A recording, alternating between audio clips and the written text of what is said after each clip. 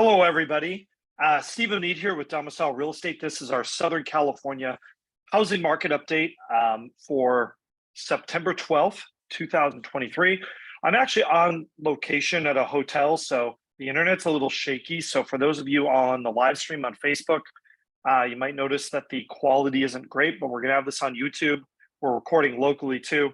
And we're going to talk a little bit about why the market is sending some very, very mixed signals right now. And in fact, if you've been reading the economic news, you probably have an idea of why this might be happening as well, right? Like you've been seeing the Fed does one thing one day, the markets react. It's kind of a very bit of an unstable situation out there economically. And I think we've definitely got some changes that are happening, and we've got some pretty strong evidence to suggest that. So let's go ahead and get started. And by the way, just as a little bit of a commercial, my name is Stephen Meade. I'm the broker here at Domicile Real Estate in Southern California. This is our Southern California housing market update. So unfortunately, this only applies mainly to LA and Orange counties. This is where we run our stats.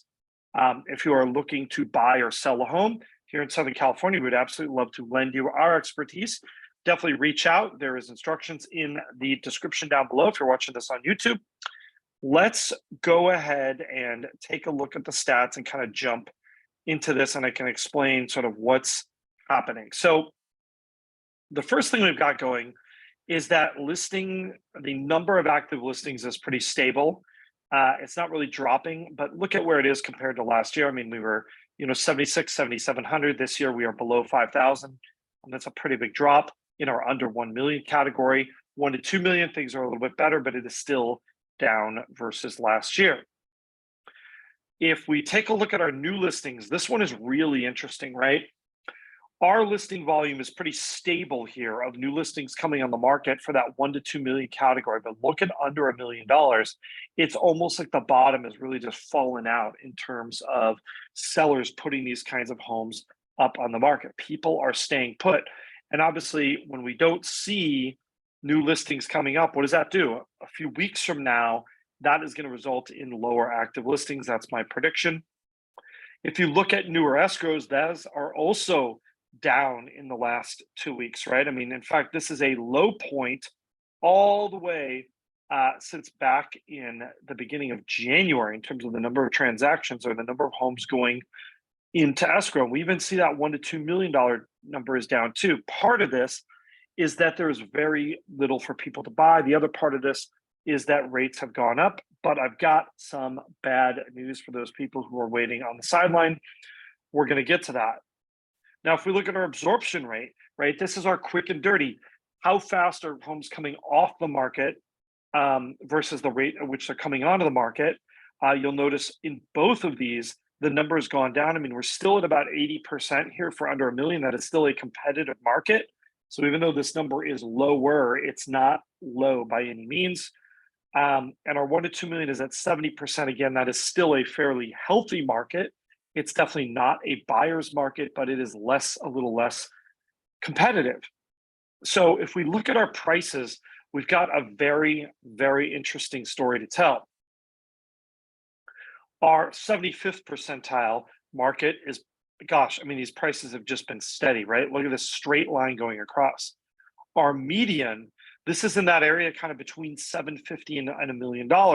We see that price has gone down, but look at our entry level into the market, right? This is that under 750.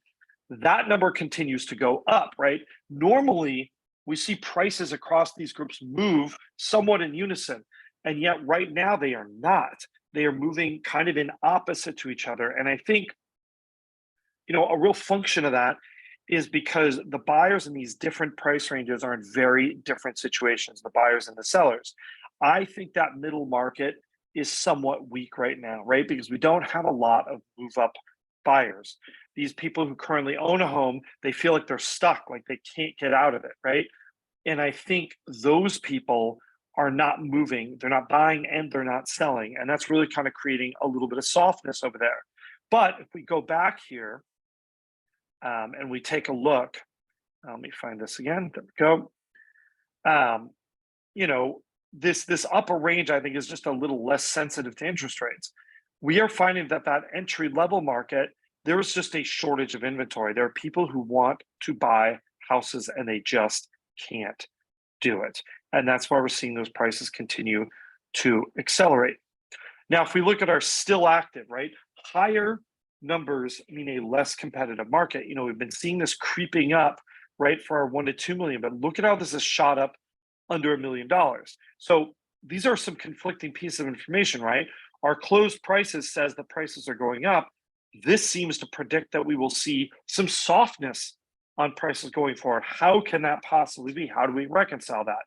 Well, number one, this closed price data is a little bit older, right? So this is based on 4 to 6 weeks ago, which may not be where the market is today or in the last 2 weeks. But the other thing that I find kind of fascinating about this is to watch how this has accelerated kind of pretty much since about April. We kind of reached a peak competitiveness back here. And I think what we're seeing is a little bit of a buyer pickiness.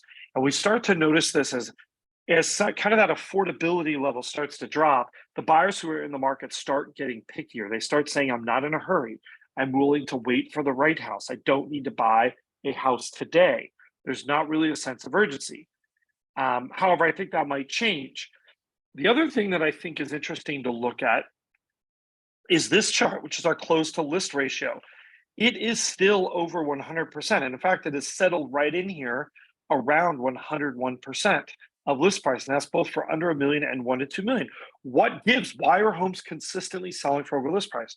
Well, I think what we're seeing is a bit of a strategy shift on the part of sellers and frankly, on the part of the agents that are advising them. So one of the things that we're seeing is in this market where there's not a huge amount of motivation and sense of urgency in buyers, one way to create urgency, right, is to throw up a property at a price that tells everyone it's not going to last, that it will go into escrow in the next week. That kind of gets the players off the benches, right?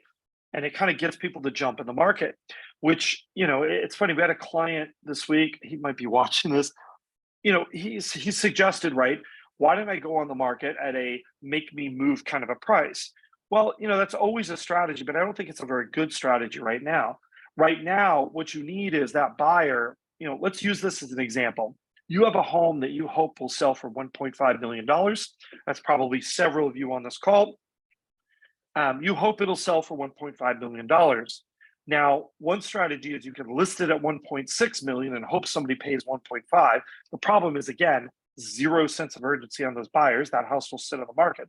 Or you could put that home up at $1.4 million. And there are a whole bunch of people who, we're going to call them hopefuls, right? They would love to get that house for $1.4 million. And they might even say, I'm only willing to spend $1.4 million on that house. However, once they get in there, once they see it, once they write up a bid, they find out somebody else went to $1.45 million. You can see where this is going. As soon as people feel like somebody else is willing to pay it, then they too are willing to up their bids in order to get it. And I think that's kind of the effect that we're seeing and why we're seeing, despite a market that isn't completely on fire, we're seeing these homes are consistently closing over list price.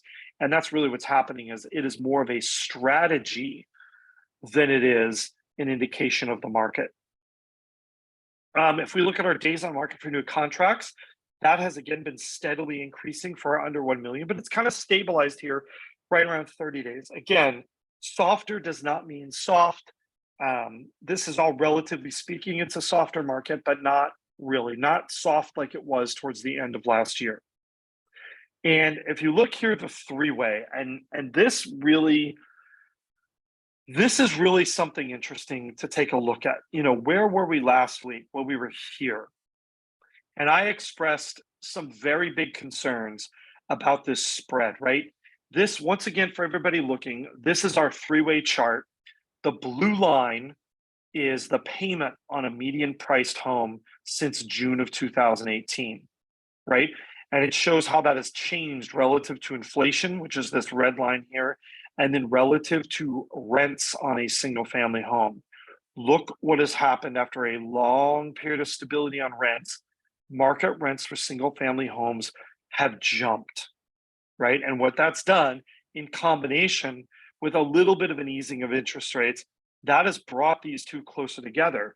And here's the news. Here's the good news on that, right? I no longer feel like this market is weird and out of control and unstable in the sense that these are getting too far apart because they've been brought back together. The bad news is, right, if you're a buyer, right, your way of hoping this reconciles is that homes get cheaper by a lot, right, to bring these two close together. But that's not really what happened. What really happened here, at least not by that much, what happened is these rents have started to come up to meet where the current home prices are, meaning the price of housing itself is sticky. That is what's reconciling that equilibrium, is we're seeing the price of rental housing coming up. Now, question is this a momentary blip, or is this really a trend where we've just kind of seen a step up here? Normally rents are kind of slow and steady, but there are these moments where they just seem to jump a little bit like this. And I think we might be in one of those moments right now.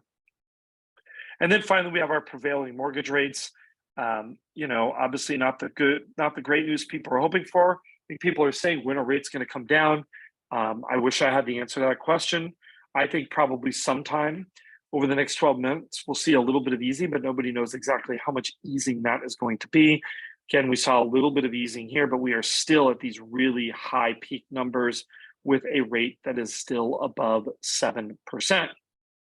Anyhow, once again, I apologize for you if our connection's a little unstable. If you're watching this on Facebook Live, we will have this on our YouTube channel as well, which you should be subscribing to as well. Speaking of which, if you are watching this on YouTube, don't forget to like, subscribe, and hit that notification bell.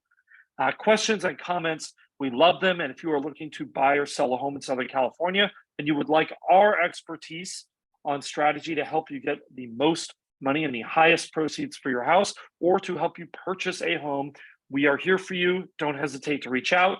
That contact information is down below in the description. We will see you again real soon.